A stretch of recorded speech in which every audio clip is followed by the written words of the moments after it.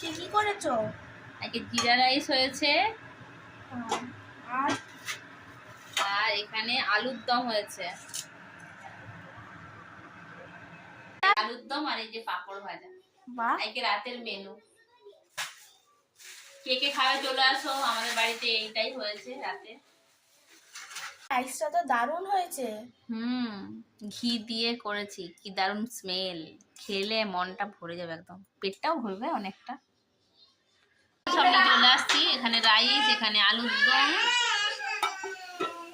এখন টিটু চলে আসছে, টিটুর থালা নিয়ে। টিটু কার থালা? তুমি কি খাবে? রাইস।